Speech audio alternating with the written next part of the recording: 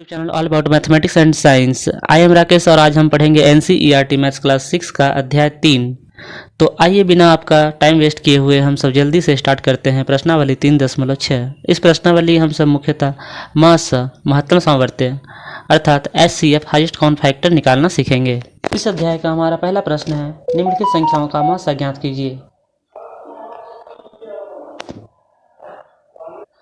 प्रश्न संख्या 1 के ए नंबर प्रश्न में हमें 18 और 48 का मासा ज्ञात करना है। तो आइए अब हम सब 18 और 48 का मासा ज्ञात करते हैं।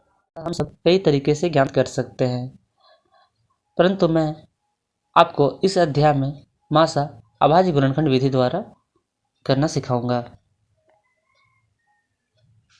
दो या दो से अधिक संख्याओं का मासा अभाज्य गुणनखंड द्वारा ज्ञात करने के लिए सबसे पहले हमें उन संख्याओं का अभाज्य गुणनखंड ज्ञात कर लेना है। उसके बाद उनके जो सार्व गुणनखंड होंगे उन सार्व गुणनखंड का गुणनफल ही हमारा मासा कहलाएगा।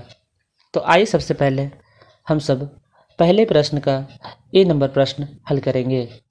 हमारे ए नंबर प्रश्न में दो संख्याएं 18 तथा 48 दी गई है। हमें 18 और 48 के मासा ज्ञात करने हैं। तो हम सब अभाज्य गुणनखंड विधि द्वारा 18 और 48 के मासा ज्ञात कर लेंगे। सबसे पहले हम सब 18 का अभाज्य गुणनखंड ज्ञात कर लेते हैं। तो इसके लिए हम सब 18 को सबसे पहले छोटी संख्या से भाग देते चले जाएंगे। भाज्य संख्या 2 से 18 को भाग देने पे हमें भागफल 9 प्राप्त होता है। इसे हम 18 के नीचे लिख लेंगे। 2 9 18 अर्थात 18 हमें 9 बार में पूरी तरह से विभाजित होती है। तो 9 को हम नीचे लिख लेंगे। अब हम सब 9 को किसी अभाज्य संख्या से भाग लगाते हैं। तो क्योंकि 9 2 से विभाजित नहीं है, अतः हमारी अगली अभाज्य संख्या 3 है। तो हम सब 3 से 9 को भाग लगाएंगे। 3 या 9 हमें 3 बार में पूर्णतः विभाजित होती है, अतः भागफल 3 को हम इसके 9 के नीचे लिखेंगे। और अब सब कि 3 कौन सी अभाज्य संख्या से विभाजित होती है। तो हमें पता है कि 3 से ही विभाजित होती है, अतः हमें 3 को 3 से भाग लगा देना है और भागफल के रूप में हमें 3 एकम 3 प्राप्त होता है, अर्थात 1 प्राप्त होता है। तो भागफल 1 को हम इसके नीचे लिख देंगे। इस प्रकार से हमें अभाज्य गुणनखंड ज्ञात करने के लिए दिए हुए संख्या को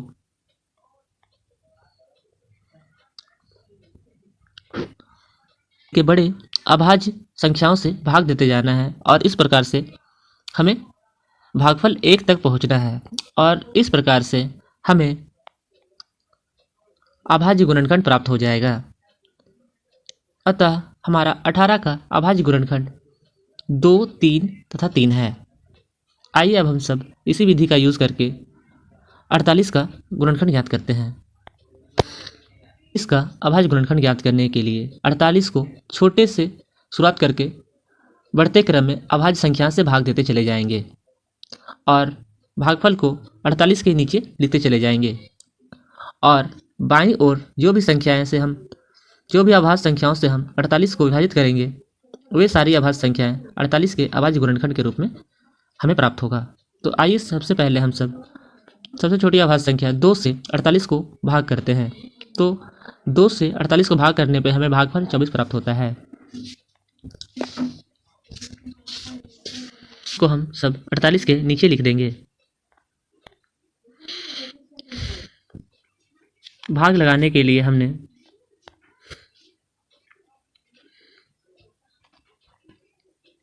दो का उपयोग किया है।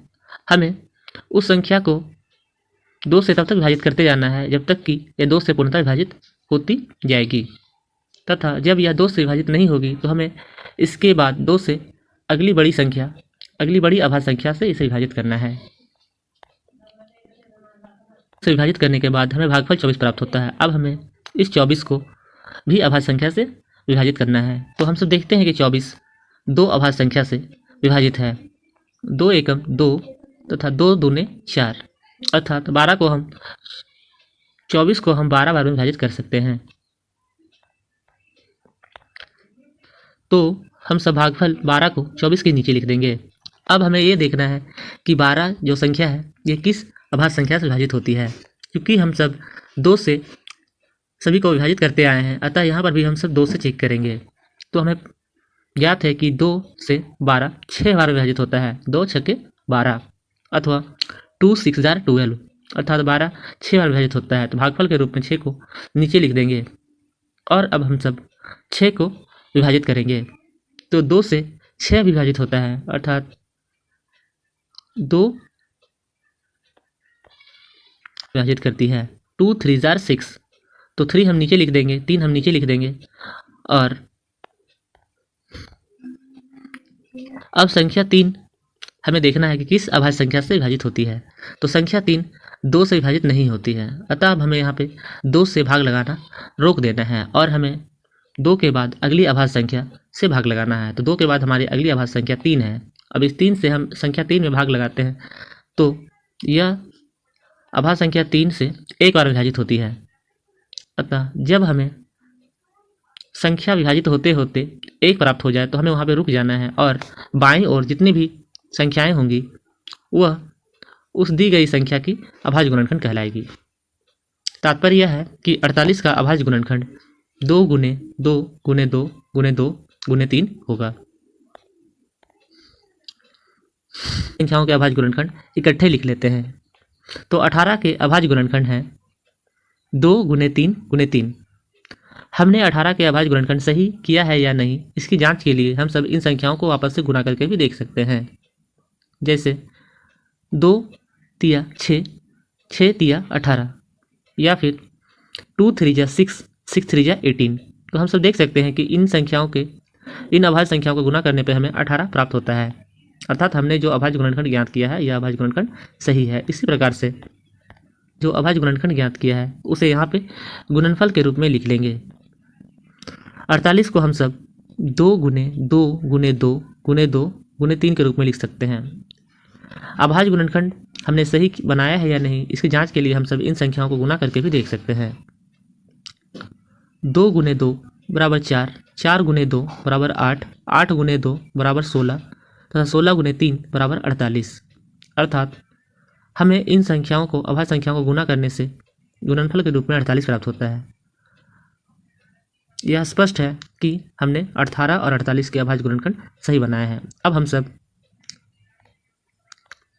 मासा ज्ञात करने के लिए इन संख्याओं में सार्व अभाज्य संख्याएं ढूंढ लेंगे और उन सार्व अभाज्य संख्या के गुणनफल ही हमें मासा देगा।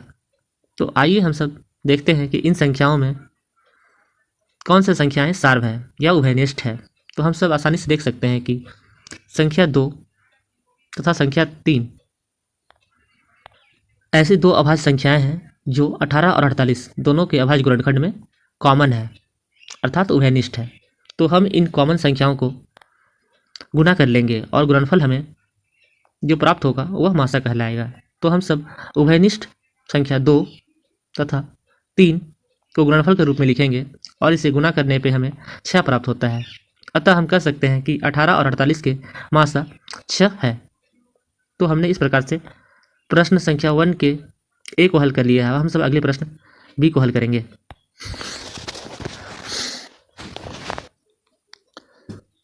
हम सब प्रश्न बी को हल करते हैं। हमारे प्रश्न बी में 2 संख्या 30 और 42 दिए गए हैं। तो सबसे पहले हम 30 का अभाज्य गुणनखंड ज्ञात कर लेते हैं। 30 का अभाज्य गुणनखंड ज्ञात करने के लिए हम 30 को छोटी अभाज्य संख्या से बड़ी अभाज्य संख्या से भाग देते चले जाएंगे और भागफल को 30 के नीचे लिखते चले जाएंगे। हमें भागफल 15 प्राप्त होता है, तो हम सब 30 के नीचे लिख लेंगे। अब हम देखेंगे कि क्या संख्या 15 2 से विभाजित होती है। तो हम देख पाते हैं कि संख्या 2 से 15 विभाजित नहीं होती है, अतः हमें अब अभाज्य संख्या 2 से अगली बड़ी अभाज्य संख्या से भाग लगाना है। तो हमारा अगला अभाज्य संख्या 3 हो जाएगा। अभाज्य संख्या 3 से 15 में भाग लगाने पर हमें भागफल 5 प्राप्त होता है। इस 5 को हम सब 15 के नीचे लिख देंगे। 5 अभाज्य संख्या 3 से विभाजित नहीं होती है, अतः अब हमें 3 के बाद वाली अगली अभाज्य संख्या से इसे भाग लगाने का कोशिश करना है। तो 2 3 के बाद अगली अभाज्य संख्या हमारी 5 है, आभाज्य संख्या 5 से संख्या 5 एक बार में विभाजित होती है। 5 एकम 5, अर्थात इस एक को हमें 5 के नीचे लिख लेना है। इस प्रकार से हमें 30 के अभाज्य गुणनखंड 2 गुने 3 गुने 5 प्राप्त हो जाएगा। अब हम सब इसी विधि का उपयोग करके 42 का अभाज्य गुणनखंड ज्ञात कर लेंगे। अभाज्य गुणनखंड ज्ञात करने के लिए हम 42 को अभाज्य संख्या 2 से विभाजित करते हैं। 2 दूने 4 तथा 2 एकम 2, अतः संख्या 2 42 को 21 बार में विभाजित करती है। हमें इस 21 को भागफल 21 को 42 के नीचे लिख लेना है। उससे हम सब भागफल को तब तक विभाजित करते जाएंगे जब तक कि वह विभाजित होती है। तो हम सब देख पाते हैं कि संख्या 21 अभाज्य संख्या 2 से विभाजित नहीं हो सकती, अर्थात अब हमें 2 से बड़ी वाली अभाज्य संख्या लेनी है। तो हमें 2 से अगली अभाज्य संख्या 3 से भाग करके देखा, तो हमने पाया कि 3 से संख्या 21 3 सत्ते 21 7 बार में विभाजित होती है। अतः हमें अब 21 को अभाज्य संख्या 3 से विभाजित करना है। फल 7 को हम 21 के नीचे लिख देंगे। अब संख्या 7 अभाज्य संख्या 7 से ही विभाजित होती है, अतः संख्या 7 को अभाज्य संख्या 7 से हम लोग विभाजित कर देंगे। 7 एकम 7, हमें भागफल 1 प्राप्त हो जाएगा। अब इस 1 को 7 के नीचे लिख देना है। इस प्रकार हमें 42 का अभाज्य गुणनखंड के रूप में 2 गुने 3 गुने 7 प्राप्त हो जाएगा। संख्याओं को इकट्ठे लिख लेते हैं। तो 30 के अभाज्य गुणनखंड है 2 गुने 3 गुने 5 तथा 42 के अभाज्य गुणनखंड है 2 गुने 3 गुने 7। तो हमने अभाज्य गुणनखंड सही किया है या नहीं, इसकी जांच के लिए हम सब इन अभाज्य गुणनखंडों का गुणनफल करके जांच कर सकते हैं। तो आइए हम सब पहले जांच लेते हैं। 2 गुने 3 बराबर 6, 6 गुने 5 बराबर 30। क्योंकि हमारा गुणनफल 30 प्राप्त हो रहा है, अर्थात हमने 30 का अभाज्य गुणनखंड सही बनाया है। अब हम सब 42 को भी इसी तरह से जांच कर लेंगे। 2 गुने 3 बराबर 6 तथा 6 गुने 7 बराबर 42, अतः 42 के भी अभाज्य गुणनखंड हमने सही बनाया है। अब हम सब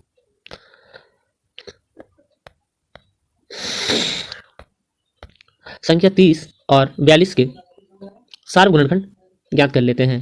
तो हम सब देख पाते हैं कि संख्या 2 तथा संख्या 3 संख्या 30 और 42 के सार हैं या उभयनिष्ठ हैं। अब हम सब इन दोनों उभयनिष्ठ संख्याओं को गुणा कर लेंगे और जो हमें गुणनफल प्राप्त होगा यह संख्या 30 और 42 का मासा होगा।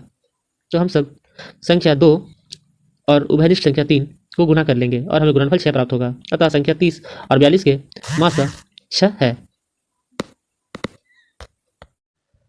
हम अगले प्रश्न संख्या 3 को सी को हल करते हैं। हमारे प्रश्न संख्या सी में दो संख्याएं 18 तथा 60 हैं। सबसे पहले हम सब 18 का अभाज्य गुणनखंड ज्ञात कर लेते हैं। तो 18 के अभाज्य गुणनखंड ज्ञात करने के लिए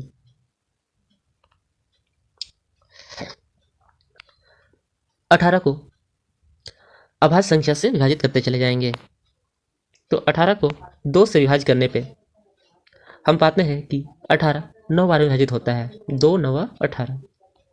अब हम सब देखते हैं कि संख्या 9 अभाज्य संख्या 2 से विभाजित नहीं है, अतः हमें अभाज्य संख्या 2 के बाद वाली अगली अभाज्य संख्या से इसे भाग देना है। तो हम सब अगली अभाज्य संख्या 3 से 9 को विभाजित करते हैं। हम पाते हैं कि संख्या 3 से 9 3 बार विभाजित होती है। 3 3 9। तो इस भागफल 3 को हम इसके नीचे लिख लेते हैं। या 3 अभाज्य संख्या 3 से 1 बार विभाजित होती है, अतः हमें 3 एकम 3 संख्या 3 1 बार विभाजित होती है, अतः हमें भागफल 1 3 के नीचे लिख लेना है। और इस प्रकार से हम सब ने 18 का अभाज्य गुणनखंड 2 गुने 3 गुने 3 प्राप्त करते हैं। अब हम सब इसकी अगली संख्या 60 का अभाज्य गुणनखंड ज्ञात करते हैं। अभाज्य गुणनखंड ज्ञात करने के लिए हम 60 को छोटे से लेकर बड़े की ओर सारी अभाज्य संख्याओं से भाग करते जाएंगे जब तक कि यह विभाजित होती जाए और जब तक कि इसके भागफल के रूप में हमें 1 ना प्राप्त हो जाए। और इस प्रकार से प्राप्त सारी अभाज्य संख्याएं 60 के अभाज्य गुणनखंड कहलाएंगे। तो आइए सबसे पहले हम सब अभाज्य संख्या 2 से 60 को विभाजित करते हैं। तो हम सब पाते हैं कि अभाज्य संख्या 2 से 60 30 बार विभाजित होती है, अतः संख्या 30 को हम 60 के नीचे लिख लेते हैं। अब अभाज्य संख्या 2 से संख्या 30 15 बार विभाजित होती है, तो हम भागफल 15 को 30 के नीचे लिख लेंगे।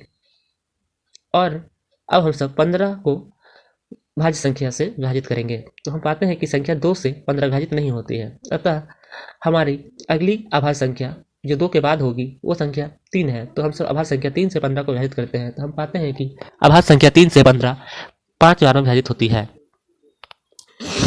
15। तो हम इस भागफल 5 को 15 के नीचे लिख लेते हैं। अब हम सब देखते हैं कि संख्या 5 अभाज्य संख्या 3 से विभाजित नहीं है, अतः हमें अब 3 के बाद वाली अगली अभाज्य संख्या से इस संख्या को भाग देना है। तो हमारी अगली अभाज्य संख्या 5 है। अभाज्य संख्या 5 से संख्या 5 से भाग देने पे हमें भागफल 1 प्राप्त होता है। इस भागफल को हम संख्या 5 के नीचे लिख लेंगे। तो इस प्रकार से हमने संख्या 60 को विभाजित करते हुए भागफल के रूप में 1 तक पहुंच गया है। अतः हमें 60 के अभाज्य गुणनखंड 2 गुने 2 गुने 3 गुने 5 प्राप्त हुए हैं। संख्या 18 और 60 का अभाज्य गुणनखंड ज्ञात करने के बाद इसका मासा ज्ञात कर सकते हैं।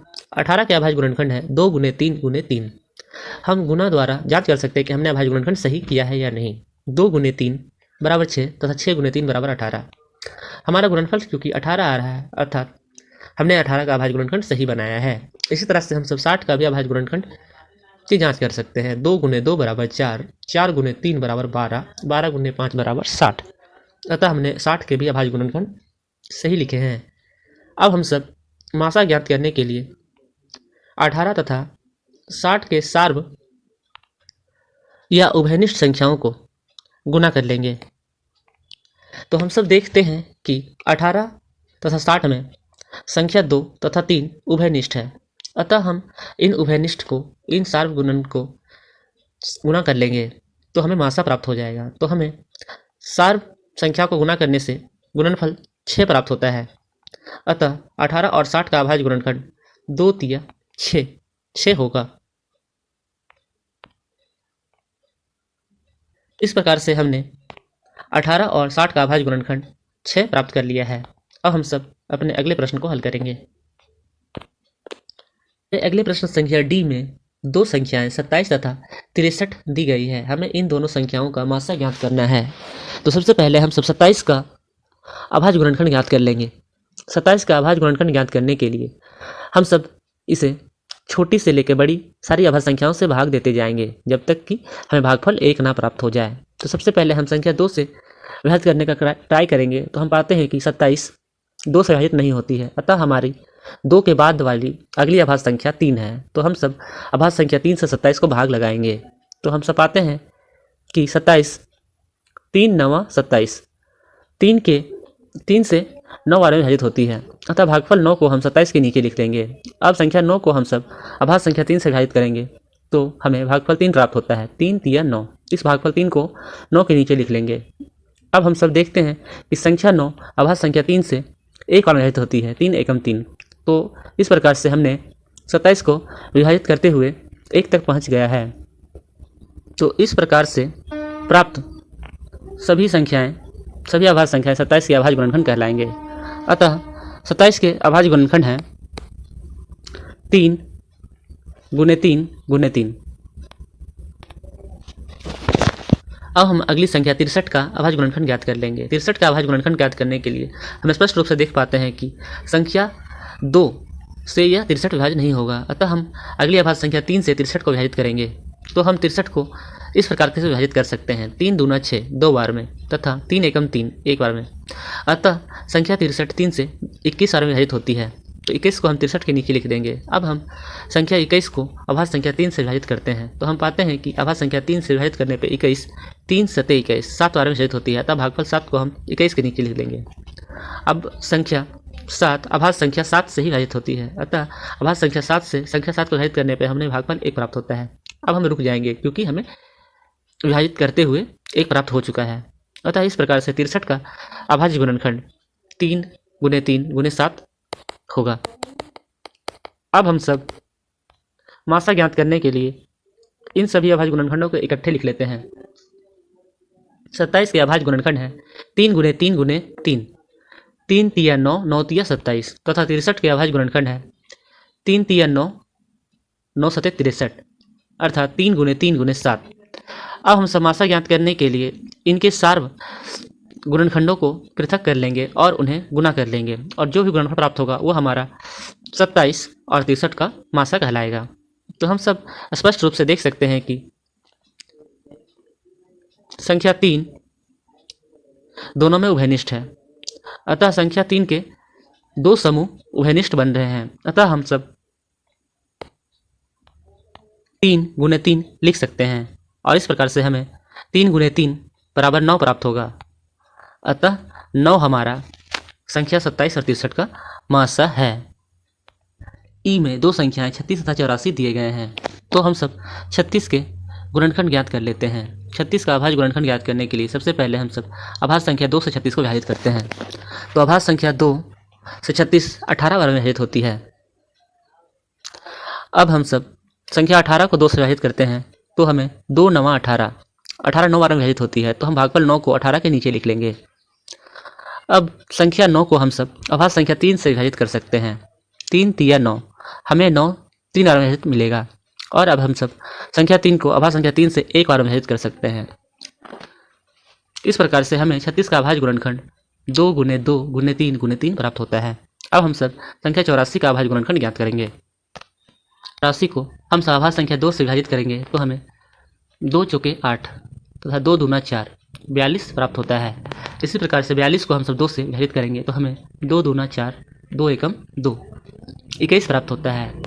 चूँकि अब संख्या 21 अभाज्य संख्या 2 से विभाजित नहीं है, अतः हमें अभाज्य संख्या 2 के बाद वाली अभाज्य संख्या 3 से विभाजित करना है। तो अभाज्य संख्या 3 से 21 7 बार में विभाजित होती है। 3 सत्ते 21, तो हम 7 को 21 के नीचे लिख लेंगे।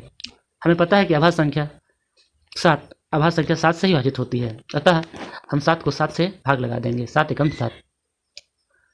इस प्रकार से हमने 84 को भाग करते हुए गुणनखंड करते हुए 1 तक पहुंच चुके हैं, अतः हमें यहाँ पे रुक जाना है। और इस प्रकार से हमें 84 का अभाज्य गुणनखंड 2 गुने 2 गुने 3 गुने 7 प्राप्त होगा। इस और 84 के अभाज्य गुणनखंड इकट्ठे लिख लेंगे और इनका सार्व गुणनखंड पृथक करके उन्हें गुना कर लेंगे। जो गुणनफल होगा वो हमारा मासा कहलाएगा। हम स्पष्ट रूप से देख सकते हैं कि 36 तथा 84 के अभाज्य गुणनखंडों में 2 2 तथा 3, अतः इन सार्व गुणनखंडों को हम गुना कर लेते हैं, तो हमें 2 गुने 2 बराबर 4 4 गुने 3 बराबर 12 प्राप्त होता है। अतः संख्या 12 48 और 84 के महत्तम समावर्तक मास हैं।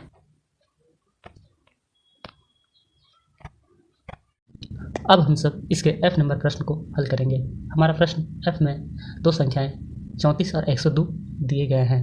तो सबसे पहले हम सब 34 के अभाज्य गुणनखंड ज्ञात कर लेंगे। तो 34 के अभाज्य गुणनखंड ज्ञात करने के लिए 34 को हम सब सबसे पहले 2 अभाज्य संख्या से विभाजित करेंगे। 2 से विभाजित करने से हमें 34 17 बार में विभाजित होता है, अतः इस 17 को 34 के नीचे लिख देंगे। और हम सब जानते हैं कि 17 किसी भी अन्य संख्या से विभाज्य नहीं है, अर्थात 17 को हम सब 17 से ही विभाजित कर सकते हैं। अतः 17 को हम 17 से भाग देने पे हमें 1 प्राप्त हो जाएगा। बाएं ओर जो भी संख्याएं हैं ये हमारा 34 का अभाज्य गुणनखंड है। इस प्रकार से 34 का अभाज्य गुणनखंड 2 तथा 17 है। अब हम सब 102 का भी अभाज्य गुणनखंड ज्ञात कर लेंगे। 102 का अभाज्य गुणनखंड ज्ञात करने के लिए सबसे पहले हम सबसे छोटी अभाज्य संख्या 2 से 102 को भाग देंगे। तो 2 से 102 को भाग देने पे हमें 51 प्राप्त हो जाएगा। 2 से 102 को भाग देने पे हमें 51 प्राप्त हो जाएगा। इस 51 को हम लोग 102 को नीचे लिख लेंगे। 2 बचे 10, 5 बार में 10 कट गया और 2 एकम 2, 1 बार में 2 कट गया। इस तरह से 102 51 बार में विभाजित हो गया। अब 51 अभाज्य संख्या 2 से विभाज्य नहीं है, अतः अब हम 2 के बाद वाली अभाज्य संख्या अर्थात 3 से 51 को विभाजित करेंगे। 3 से 51 पूरे 17 बार में विभाजित हैं, अतः इस 17 को 51 के नीचे लिख देंगे। और 17 पुनः खुद से विभाज्य होती है, अतः 17 को 17 से ही विभाजित करेंगे। 17 एकम 17, 1 बार में 17 विभाजित हो जाएगी, अतः 1 17 के नीचे लिख देंगे। इस प्रकार से हमें 102 का अभाज्य गुणनखंड 2 गुने 3 गुने 17 मिल जाएगा। मासा ज्ञात करने के लिए हम सब 34 तथा 102 के अभाज्य गुणनखंड इकट्ठे लिख लेते हैं। 34 के अभाज्य गुणनखंड 2 गुने 17 हो जाएगा तथा 102 के अभाज्य गुणनखंड 2 गुने 3 गुने 17 हो जाएगा। मासा ज्ञात करने के लिए हम सब इन दोनों संख्याओं के अभाज्य गुणनखंड में से सार्व संख्याओं को छांट लेंगे, पृथक कर लेंगे। तो स्पष्ट रूप से हम सब देख पाते हैं कि इसमें 2 संख्याएं सार्व है, 2 तथा 17। अब इन सार्व संख्याओं को, सार्व गुणनखंडों को जब गुना कर लेंगे तो हमें 34 प्राप्त होता है। इस प्रकार से 34 तथा 102 का मासा है।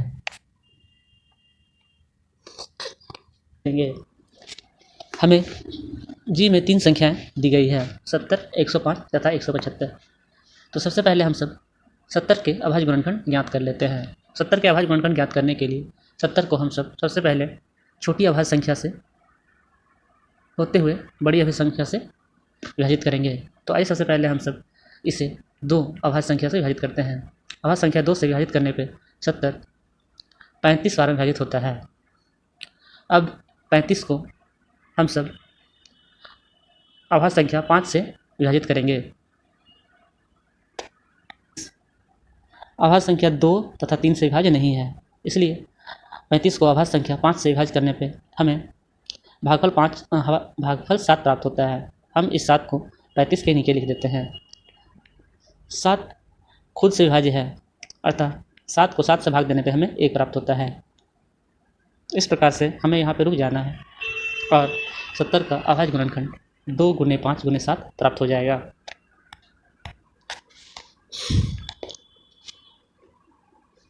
इसके बाद हम सब दूसरी संख्या 105 का अभाज्य गुणनखंड ज्ञात करते हैं। तो अभाज्य गुणनखंड ज्ञात करने के लिए सबसे पहले हम 2 से भाग लगाएंगे।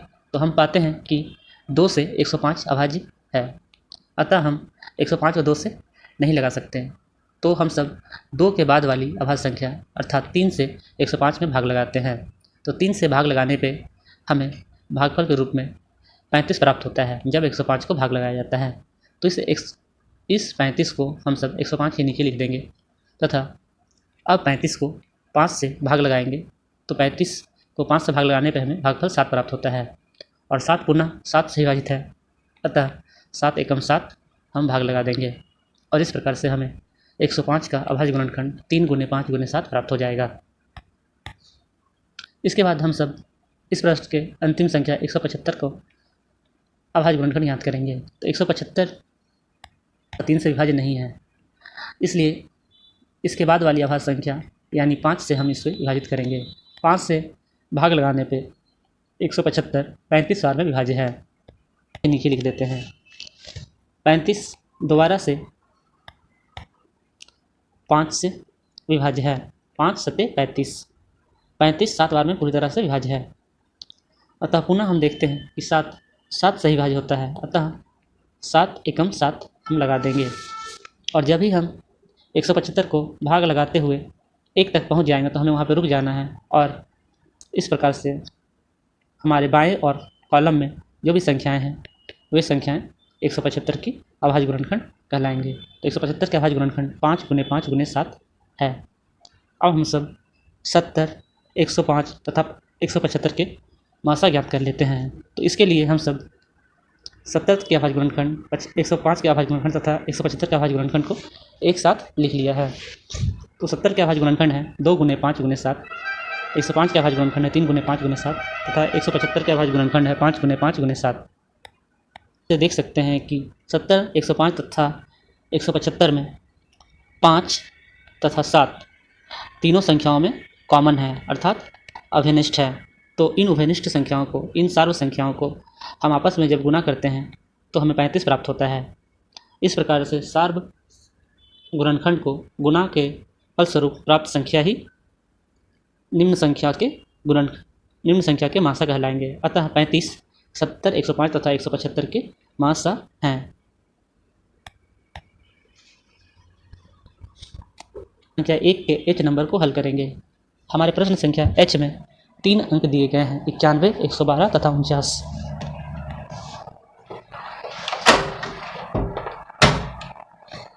इक्यानवे का अभाज्य गुणनखंड ज्ञात कर लेते हैं। तो अभाज्य गुणनखंड ज्ञात करने के लिए सबसे पहले हम सब छोटी अभाज्य संख्या से दिए गए संख्या को विभाजित करने का कोशिश करते हैं, पर हम पाते हैं कि 91 अभाज्य संख्या 2, 3 तथा 5 से विभाज्य नहीं है। अतः हम इसके बाद वाली अभाज्य संख्या 7 से 91 को भाग लगाते हैं। तो हम पाते हैं कि 7 से 91 13 बार में पूरी तरह से विभाज्य है, अतः 13 को हम 91 के नीचे लिख देते हैं। हमें पता है कि 13 एक अभाज्य संख्या है और यह किसी अन्य से विभाजित नहीं होती है, अतः 13 खुद के ही टेबल से विभाजित होगी, इसलिए हम 13 को 13 से ही विभाजित करते हैं। तो 13 एकम 13, हमें भागफल 1 प्राप्त होता है। अब इससे हम भागफल को 13 के नीचे लिख देंगे। जहाँ पे भी हमें भाग करते हुए 1 प्राप्त हो जाए, हमें वहाँ पे रुक जाना है और इस प्रकार से 91 का अभाज्य गुणनखंड हमें 7 × 13 प्राप्त हो जाएगा। इसके बाद वाली संख्या 112 का अभाज्य गुणनखंड ज्ञात करेंगे। 112 का अभाज्य गुणनखंड ज्ञात करने के लिए 112 को हम सब छोटी अभाज्य संख्या 2 से विभाजित करेंगे। तो हम पाते हैं कि अभाज्य संख्या 2 से विभाजित करने पे 112 को हमें भागफल के रूप में 56 प्राप्त होता है। इस भागफल 56 को हम सब 112 के नीचे लिख देंगे। अब इस 56 को हम सब पुनः अभाज्य संख्या 2 से ही विभाजित करेंगे। तो हम पाते हैं कि 56 28 बार में पूरी तरह से विभाजित हो जाती है। इस भागफल 28 को 56 के नीचे लिख देंगे। अब ये 28 को अभाज्य संख्या 2 से पुनः विभाजित करते हैं तो हम पाते हैं कि 28 14 बार में पूरी तरह से विभाजित है। 2 एकम 2 तथा 2 चौके 8। तो इस भागफल को हम 28 के नीचे लिख देंगे। हमें किसी भी अभाज्य संख्या से उस संख्या को तब तक भाग देते जाना है जब तक कि वह विभाजित होती रहे। यदि विभाजित होना रुक जाता है तभी हम अगली अभाज्य संख्या से भाग देते हैं। तो आइए हम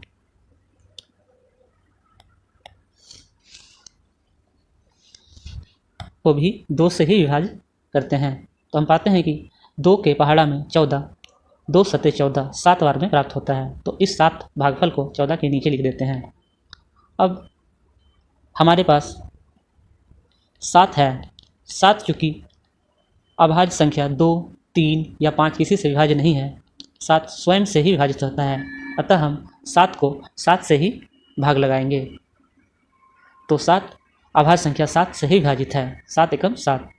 तो चूँकि हमने 112 को विभाजित करते हुए 1 प्राप्त कर लिया है, अतः हमें यहाँ रुक जाना है और इस प्रकार से बाएं ओर की प्राप्त संख्याएं ही 112 के अभाज्य गुणनखंड कहलाएंगी। तो 112 के अभाज्य गुणनखंड है 2 × 2 × 2 × 2 × 7। अंतिम संख्या 49 के अभाज्य गुणनखंड ज्ञात करेंगे। 49 अभाज्य संख्या 2, 3 तथा 5 से विभाज्य नहीं है, अतः इसके बाद वाली अभाज्य संख्या 7 से हम 49 को भाग लगाएंगे। तो हम पाते हैं कि 49 7 सते 49 7 बार में विभाजित है, अतः भागफल 7 को हम 49 के नीचे लिख देंगे। अब 7 पुनः 7 से ही 1 बार में विभाजित होती है, तो 7 एकम 7 1 हम 7 के नीचे लिख देंगे और इस प्रकार से 49 का अभाज्य गुणनखंड 7 × 7 प्राप्त होता है।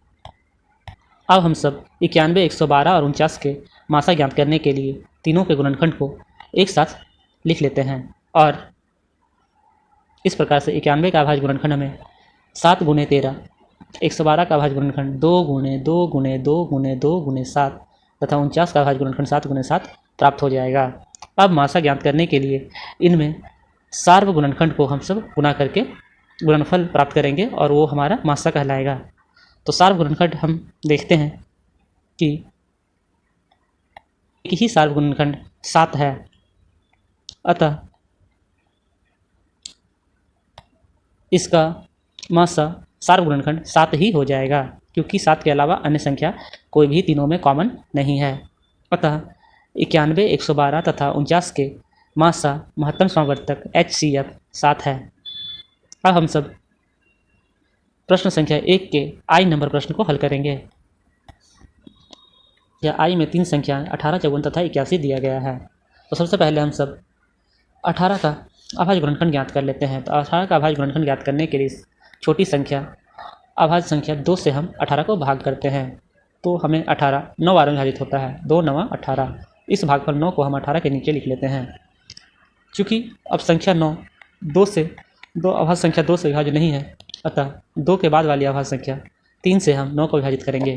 तो 9 हमें 3 बार में विभाजित होता है, 3 × 3 = 9, 3 बार में विभाजित होता है। इस भागफल 3 को हम 9 के नीचे लिख देंगे। और अब ये संख्या 3 अभाज्य संख्या 3 से 1 बार में विभाजित हो जाती है, अतः भागफल 1 को हम सब 3 के नीचे लिख देंगे। इस प्रकार से बाएं ओर प्राप्त संख्याएं ही 18 के अभाज्य गुणनखंड कहलाएंगे। तो 18 के अभाज्य गुणनखंड है 2 × 3 × 3, क्योंकि दूसरी संख्या 54 है। अब हम सब 54 का अभाज्य गुणनखंड ज्ञात करेंगे। 54 का अभाज्य गुणनखंड ज्ञात करने के लिए छोटी अभाज्य संख्या 2 से हम इसे भाग लगाएंगे। 2 से भाग लगाने पे 54 हमें भागफल के रूप में 27 देता है। अतः 54 27 बार में विभाजित होता है। अब 27 को हम भाग लगाएंगे तो 27 को 2 से भाग लगाने पे पूर्णतः विभाजित नहीं होती है, अतः हमें 2 से भाग नहीं लगाना है। 2 के बाद वाली अभाज्य संख्या अर्थात 3 से हम भाग लगा के देखते हैं तो हम पाते हैं कि 27 3 से 9 बार में पूरी तरह से विभाज्य है। 3 9 27, तो हम 27 के नीचे 9 लिख देंगे। अब संख्या 9 अभाज्य संख्या 3 से 3 बार में विभाज्य है और संख्या 3 अभाज्य संख्या 3 से 1 बार में विभाजित है। इस प्रकार से हमने 54 का अभाज्य गुणनखंड 2 × 3 × 3 × 3 प्राप्त किया है। ओके, अंतिम संख्या 81 के लिए अभाज्य गुणनखंड ज्ञात करेंगे। 81 के अभाज्य गुणनखंड ज्ञात करने के लिए हमने 81 को अभाज्य संख्या 2 से विभाजित करने का कोशिश किया, पर हम पाते हैं कि अभाज्य संख्या 2 से 81 विभाजित नहीं है, अतः हमें 2 के बाद वाली अगली अभाज्य संख्या से इसे विभाजित करना होगा। तो हम पाते हैं कि अभाज्य संख्या 3 से 81 27 बार में विभाजित है, अतः अभाज्य संख्या 3 से हम विभाजित करेंगे। 3 से विभाजित करने पे हमें 81 27 बार में विभाजित होता है। अब हम 27 को पुनः 3 से विभाजित करते हैं तो हम पाते हैं कि 27 9 बार में विभाजित होता है। अब संख्या 9 अभाज्य संख्या 3 अभाज्य संख्या 3 से 3 बार में विभाजित होती है तथा संख्या 3 अभाज्य संख्या 3 से 1 बार में विभाजित होती है। इस प्रकार से 81 को हम सब भाग देते हुए 1 प्राप्त कर लेते हैं, अतः हमें यहाँ पर रुक जाना है और इस प्रकार से 81 का अभाज्य गुणनखंड बाईं ओर की सारी संख्या अर्थात 3 × 3 × 3 × 3 में प्राप्त हो जाएगा। तीनों संख्या का अभाज्य गुणनखंड हमने ज्ञात कर लिया है। अब इनका महत्तम समावर्तक अर्थात मासा ज्ञात करने के लिए इन तीनों के अभाज्य गुणनखंड को हमें एक साथ लिख लेना है और इनके सार गुणनखंड को पृथक कर लेना है। तो हम जब देखते हैं तो हम पाते हैं कि इसके सार गुणनखंड 3 का एक समूह तथा 3 का दूसरा समूह है, अर्थात 18 54 तथा 81 के सार गुणनखंड का 2 समूह है, अर्थात हमें सार गुणनखंड के रूप में 3 तथा 3 प्राप्त हो जाएगा। अब हम इन दोनों सार गुणनखंडों को जब गुणा करते हैं तो हमें गुणनफल के रूप में 9 प्राप्त होता है, अतः ये गुणनफल ही इन तीनों संख्याओं 18 54 तथा 81 का मासा कहलाएगा। अतः 18 54 तथा 81 का मासा 9 है। अब हम सब इस प्रश्न के अगले प्रश्न को हल करेंगे। अब हम सब पहले प्रश्न का आई नंबर प्रश्न हल करेंगे। हमारे आई प्रश्न में 3 संख्याएं दी गई है 12 45 तथा 75। तो सबसे पहले हम सब बारी बारी से इन तीनों संख्याओं का अभाज्य गुणनखंड ज्ञात कर लेंगे। उसके बाद इन तीनों संख्याओं के अभाज्य गुणनखंड में जो भी सार होंगे उनको पृथक कर उनका गुणनफल ज्ञात कर लेंगे तथा वो गुणनफल ही इन तीनों संख्याओं का महत्तम समावर्तक अर्थात मासा कहलाएगी। तो आइए सबसे पहले हम सब 12 का अभाज्य गुणनखंड ज्ञात करते हैं। तो 12 का अभाज्य गुणनखंड ज्ञात करने के लिए सबसे पहले हम सब छोटी अभाज्य संख्या 2 से 12 को विभाजित करते हैं। तो हम पाते हैं कि 12 2 छके 12 6 बार में विभाजित होती है, अतः भागफल 6 को 12 के नीचे लिख लेना है। अब संख्या 6 2 से 3 बार में विभाजित होती है, अतः भागफल 3 को 6 के नीचे लिख लेना है तथा अभाज्य संख्या 3 से 1 बार में विभाजित होती है, अतः भागफल 1 को हमें 3 के नीचे लिख लेना है। इस प्रकार से हमें 12 का अभाज्य गुणनखंड 2 × 2 × 3 प्राप्त हो जाएगा। अब हम सब अपनी अगली संख्या 45 का अभाज्य गुणनखंड ज्ञात करेंगे। 45 का अभाज्य गुणनखंड ज्ञात करने के लिए हमें छोटी अभाज्य संख्या 3 से इसे भाग लगाना पड़ेगा, क्योंकि 2 से यह विभाजित नहीं है, अतः हमारा अगला अभाज्य संख्या 3 है। इसलिए हम 3 से ही इसे विभाजित करेंगे। 3 से 45 को विभाजित करने से हमें 15 प्राप्त होता है। अब इस 15 को हम सब अभाज्य संख्या 3 से जब भाग देते हैं तो हमें भागफल के रूप में 5 प्राप्त होता है। संख्या 5 अभाज्य संख्या 5 से विभाजित है, अतः 5 एकम 5 यह संख्या 1 बार विभाजित है, अतः भागफल 1 को हम 5 के नीचे लिख देंगे और इस प्रकार से 45 का अभाज्य गुणनखंड हमें 3 × 3 × 5 प्राप्त हो जाएगा। संख्या 75 है। अब हमें 75 का अभाज्य गुणनखंड ज्ञात करना है। तो 75 का अभाज्य गुणनखंड ज्ञात करने के लिए क्योंकि 75 अभाज्य संख्या 2 से विभाज्य नहीं है, अतः हम 2 के बाद वाली अभाज्य संख्या 3 से 75 को भाग लगाएंगे। तो हम पाते हैं कि अभाज्य संख्या 3 से 75 25 बार में पूरी तरह से विभाजित है, अतः 25 भागफल को हम 75 के नीचे लिख देंगे और 25 को 5 से भाग लगाएंगे। तो 25 5 से 5 बार में पूरी तरह से विभाजित होती है, अतः अब संख्या 5 को हम अभाज्य संख्या 5 से भाग लगाते हैं तो हमें भागफल 1 प्राप्त होता है। अतः इस प्रकार से हमने 75 को भाग करते हुए 1 प्राप्त कर लिया है। अतः हमें यहाँ पे रुक जाना है और बाईं ओर की सभी संख्याएं 75 के अभाज्य गुणनखंड कहलाएगा, अर्थात 75 का अभाज्य गुणनखंड है 2 × 5 × 5। तो हम सब फाइनली इन तीनों संख्याओं का मासा ज्ञात कर लेते हैं। तो तीनों संख्याओं का मासा ज्ञात करने के लिए हमने तीनों संख्याओं के गुणनखंड को क्रमशः लिख लिया है। 12 के अभाज्य गुणनखंड है 2 × 3 × 2 या 2 × 2 × 3 तथा 45 का अभाज्य गुणनखंड है 3 × 3 × 5 तथा 75 का अभाज्य गुणनखंड है 3 × 5 × 5। अब हम सब इन तीनों संख्याओं में सार्व संख्या को पृथक कर लेंगे। तो हम पाते हैं कि इन तीनों संख्या में एक ही संख्या है जो तीनों में कॉमन है और वो संख्या 3 है, क्योंकि 3 के अलावा कोई संख्या इसमें कॉमन नहीं है। संख्या 5 कॉमन है तो सिर्फ दो ही संख्याओं के गुणनखंड में कॉमन है, तीसरे वाले में कॉमन नहीं है। अतः हमारा 5 सार्व नहीं होगा। जबकि हम देख पाते हैं कि संख्या 3 तीनों संख्याओं के अभाज्य गुणनखंड में सार्व है, अर्थात कॉमन है। अतः हमारा मासा के रूप में हम 3 को ही लिख पाएंगे। अतः इस प्रकार से 12, 45 तथा 75 का मासा महत्तम समावर्तक HCF 3 है। इस प्रकार से हमने प्रश्न संख्या पहला के सारे प्रश्न हल कर लिए हैं। अब हम अगले प्रश्न संख्या 2 को हल करेंगे। हमारा प्रश्न संख्या 2 है, निम्न का मासा क्या है, अर्थात निम्नलिखित प्रश्न के महत्तम समावर्तक अर्थात HCF हाईएस्ट कॉमन फैक्टर क्या है। तो हमारा प्रश्न संख्या 2 का पहला प्रश्न ए नंबर है, 2 क्रमागत संख्याएं, अर्थात प्रश्न के पूछने का तात्पर्य है कि 2 क्रमागत संख्याएं का मासा क्या होता है। तथा प्रश्न संख्या 2 है, 2 क्रमागत सम संख्याएं का मासा क्या है तथा 2 क्रमागत विषम संख्याओं का मासा क्या है। आइए सबसे पहले हम प्रश्न संख्या 2 के पहले नंबर प्रश्न को हल करते हैं। 2 क्रमागत संख्याओं का मासा ज्ञात करते हैं। प्रश्न संख्या ए था कि 2 क्रमागत संख्याओं का मासा ज्ञात कीजिए। तो हमारा प्रश्न संख्या ए का हल होगा, 2 क्रमागत संख्याओं का मासा सदैव 1 होता है। आइए इस कथन की पुष्टि के लिए हम सब 2 उदाहरण से समझते हैं। हमने पहला उदाहरण 3 तथा 4 लिया है। उदाहरण 3 के अभाज्य गुणनखंड 1 × 3 होंगे। 4 का अभाज्य गुणनखंड 2 × 2 4 होता है। तो देख सकते हैं कि 3 और 4 2 क्रमागत संख्याएं हैं और इनके अभाज्य गुणनखंड में कोई भी सार्व नहीं है। अतः हमें इन दोनों के गुणनखंड में गुने 1 को ऐड कर देना है ताकि हमें कोई एक कॉमन मिल सके और इसका हम मासा लिख सकें। तो इस प्रकार से हमने 3 के अभाज्य गुणनखंड को 1 × 3 तथा 4 के अभाज्य गुणनखंड को 1 × 2 × 2 के रूप में लिखा है। तो हम यहाँ पे देख पाते हैं कि हमारा 1 दोनों में सार्व है, अतः 3 और 4 का मासा 1 होगा। संख्याएं हमने 15 और 16 लिया है। 15 का अभाज्य गुणनखंड 3 × 5 होता है तथा 16 का अभाज्य गुणनखंड 2 × 2 × 2 × 2 होता है। सार्व गुणनखंड की जांच करते हैं तो हम पाते हैं कि इनमें कोई भी सार्व नहीं है, अर्थात कोई भी कॉमन फैक्टर नहीं है। अतः हम सब कॉमन प्राप्त करने के लिए दोनों के अभाज्य गुणनखंडों में 1 से गुना करते हैं। 1 से गुना करने से दोनों की संख्या में कोई बदलाव नहीं आता है। अतः हम अब देख सकते हैं कि दोनों के अभाज्य गुणनखंडों में सार्व के रूप में सिर्फ 1 है। अतः 15 और 16 जो 2 लगातार संख्याएं हैं, 2 क्रमागत संख्याएं हैं, इनका मासा 1 होगा। तो इस प्रकार से दोनों उदाहरणों से स्पष्ट है कि किसी भी 2 क्रमागत संख्याओं का मासा ज्ञात किया जाए तो उसका मासा हमेशा 1 होता है। अतः निष्कर्ष ये है, 2 क्रमागत संख्याओं का मासा सदैव 1 होगा।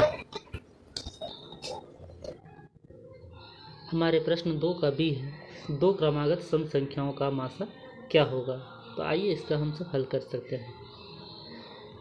2 क्रमागत सम संख्याओं का मासा सदैव 2 होता है। आइए इसे हम 2 उदाहरण के माध्यम से स्पष्ट करते हैं। तो हमने 2 युग्म 4 और 6 तथा 16 और 20 लिया है। तो आइए 4 का अभाज्य गुणनखंड को हम सब 2 × 2 लिख सकते हैं तथा 6 के अभाज्य गुणनखंड हम सब 2 × 3 लिख सकते हैं। हम सब आसानी से देख सकते हैं कि दोनों का सार्व 2 है, अर्थात 2 के अलावा अन्य कोई भी नहीं है। अतः 4 और 6 का मासा भी 2 होगा। इसी प्रकार हम सब दूसरा युग्म 16 और 20 लेते हैं तो 16 का अभाज्य गुणनखंड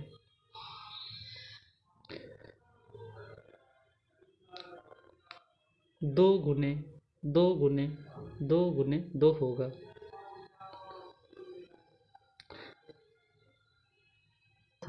18 का अभाज्य गुणनखंड 2 गुने 3 गुने 3 होगा। तो हम सब स्पष्ट रूप से देख सकते हैं कि इसमें सार्व केवल 2 है, अतः मासा भी 16 तथा 18 का मासा 2 होगा। अतः उदाहरण से स्पष्ट है कि 2 क्रमागत सम संख्याओं का मासा सदैव 2 होता है। 2 क्रमागत विषम संख्याओं का मासा सदैव 1 होता है। आइए उदाहरण के माध्यम से समझते हैं। हमने 2 संख्या युग्म 3 तथा 5 लिया है। 2 क्रमागत विषम संख्याएं हैं और 3 का गुणनखंड 1 गुने 3 तथा 5 का अभाज्य गुणनखंड 1 गुने 5 होता है। क्लियरली हम सब देख सकते हैं कि दोनों में सार्व सिर्फ 1 है, अतः 3 और 5 का मासा भी 1 होगा। इसी प्रकार हमने दूसरा युग्म 9 तथा 11 लिया है, जो 2 क्रमागत विषम संख्याओं का युग्म है। 9 का अभाज्य गुणनखंड 3 गुना 3 होता है तथा 11 का अभाज्य गुणनखंड 1 गुने 11 होता है। यहाँ से भी स्पष्ट है कि दोनों में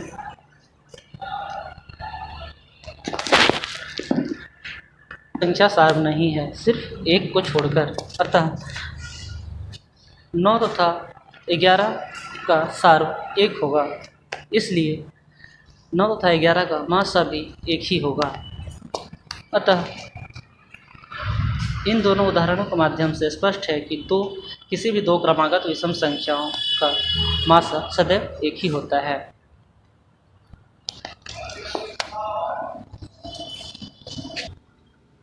प्रश्न संख्या 3 को हल करेंगे। हमारा प्रश्न संख्या 3 है, अभाज्य गुणनखंड द्वारा 2 सह अभाज्य संख्याओं 4 और 15 का इस प्रकार ज्ञात किया गया।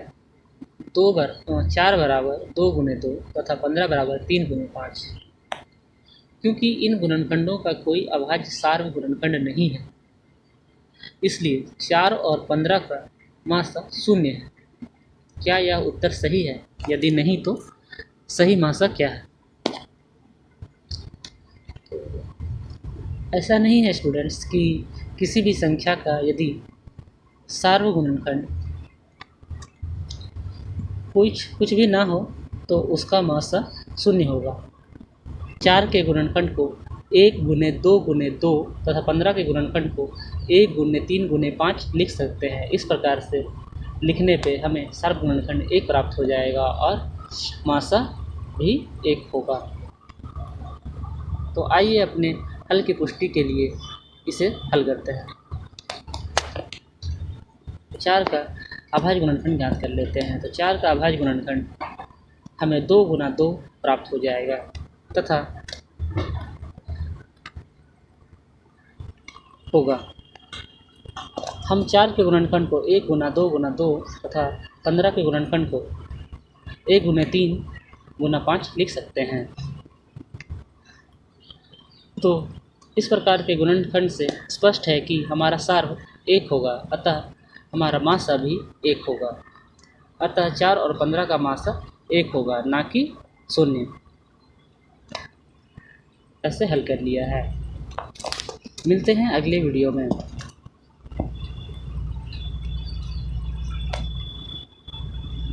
Thanks for watching. Like, share and subscribe.